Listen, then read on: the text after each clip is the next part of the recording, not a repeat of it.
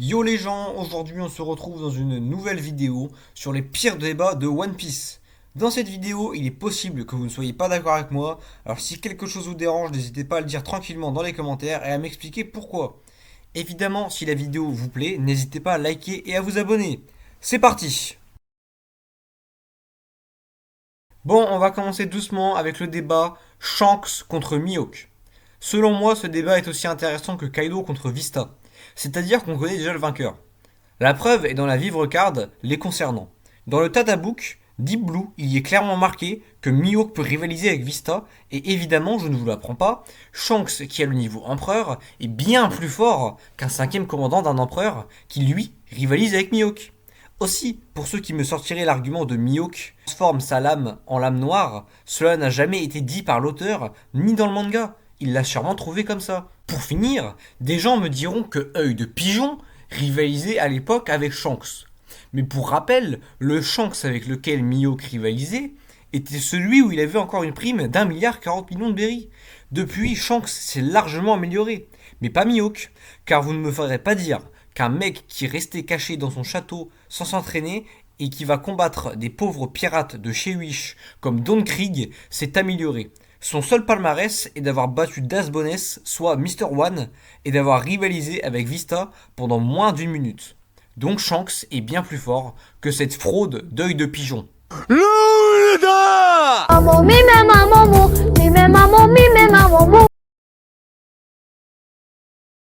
Ok, pour le deuxième débat, on attaque le duel Doflamingo contre Cracker. Selon moi, Cracker désintègre Doflamingo, le mafieux et son vieux rire de racaille espagnol.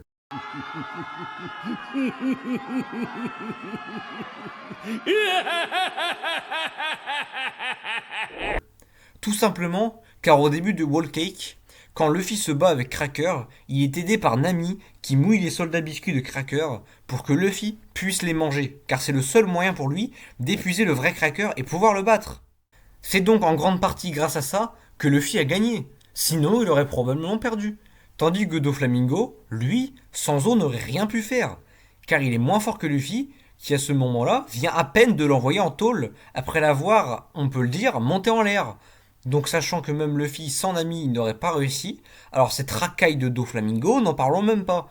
Doflamingo la racaille n'aurait peut-être même pas vu la vraie apparence de Cracker. Pour ce troisième débat, c'est un duel des meilleurs pirates de la planète. Don Krieg contre Koro. Non, je déconne. Roger contre Xebec. Mais bon, ce débat c'est sûrement un des plus hauts de cette vidéo, même si pour moi, la réponse elle est simple. Roger est légèrement plus fort que Xebec. Mais si j'ai choisi de dire Roger, c'est en partie une question de scénario et de parallélisme. En termes de scénario, c'est simple. Le roi des pirates est le plus fort des pirates. Ça peut paraître simple, mais c'est réel. Et en termes de parallélisme, on peut comparer Roger et Xebec à Luffy et Teach. Et, évidemment, on sait tous que Luffy sera forcément plus fort que Teach à la fin de One Piece.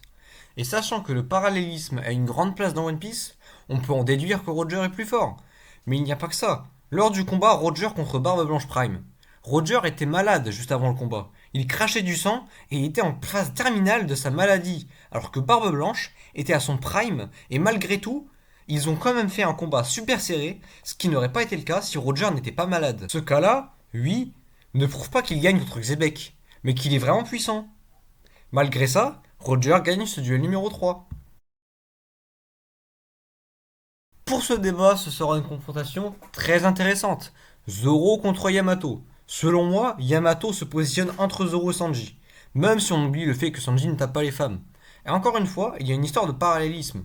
Yamato fait comme Oden et se positionne entre le premier et le deuxième commandant, qui, sur le bateau de Roger, sont Rayleigh et Gaban. Il n'y a pas que ça. Les deux personnages ont combattu Kaido.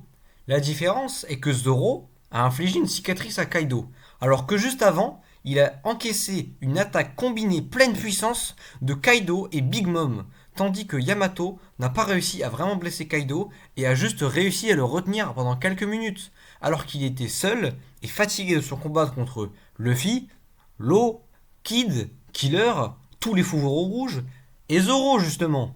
C'est donc pas déjà suffisant en termes de performance pour être plus forte que Zoro. Zoro gagne ce débat.